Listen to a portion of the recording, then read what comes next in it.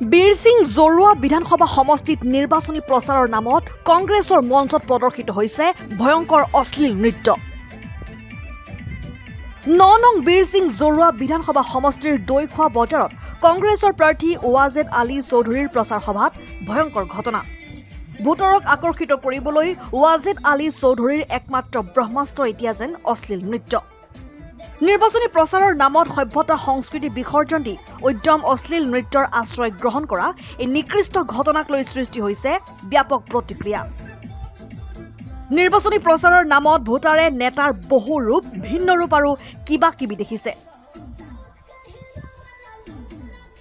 কিন্তু যি দেখাৰ বাকী আছিল সেয়া ঘটিছে ৯ নং বীৰ সিং জৰুৱা বিধানসভা সমষ্টিত। অশ্লীল উদ্যম নৃত্য, ভোজপুৰী গীতৰ তালত অশ্লীল নৃত্য। এই দৃশ্য বীৰ সিং জৰুৱা বিধানসভা সমষ্টিৰ বাহিৰ চুৱাপাতা গাঁও পঞ্চায়তৰ দৈখোৱা বজাৰৰ।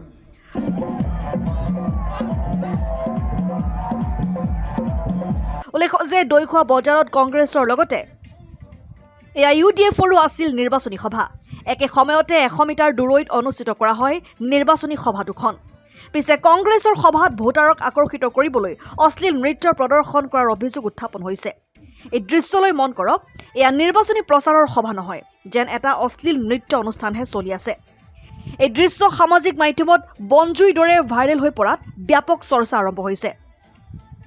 প্ৰচাৰৰ নামত এনে অসৎ পন্থা হাতত লোৱা ঘটনাই বীৰ সিং জৰুৱা বিধানসভা সমষ্টিত বিৰূপ চৰ্চা লাভ কৰিছে।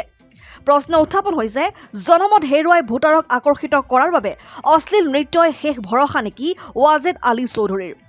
সমষ্টিটোৰ কংগ্ৰেছ প্ৰাৰ্থী ওৱাজেদ আলী চৌধুৰীৰ এনে কৰ্মকাণ্ডক লৈ সচেতন ভোটাৰৰ মাজত ব্যাপক চৰ্চা লাভ কৰা পৰিলক্ষিত হৈছে। দল সংগঠনৰ লগতে সচেতন ভোটাৰে তীব্ৰ প্ৰতিক্ৰিয়া প্ৰকাশ কৰিছে।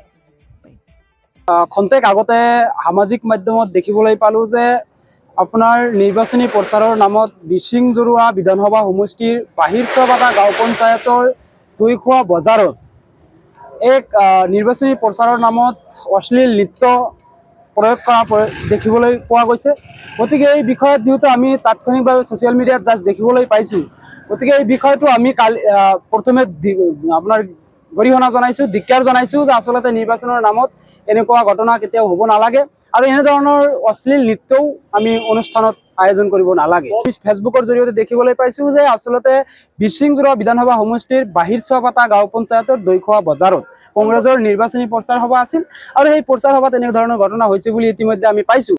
এইটো বীৰ সিং জৰুৱাত আপোনালোকে নিশ্চয়কৈ জানে যে অজেদ আলী চৌধুৰী ডাঙৰীয়াক টিকেট প্ৰদান কৰা হৈছে।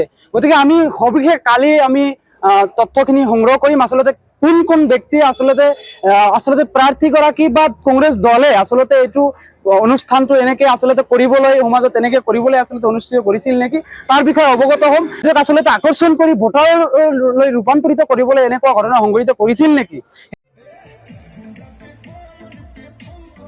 News desk report N24 Assam.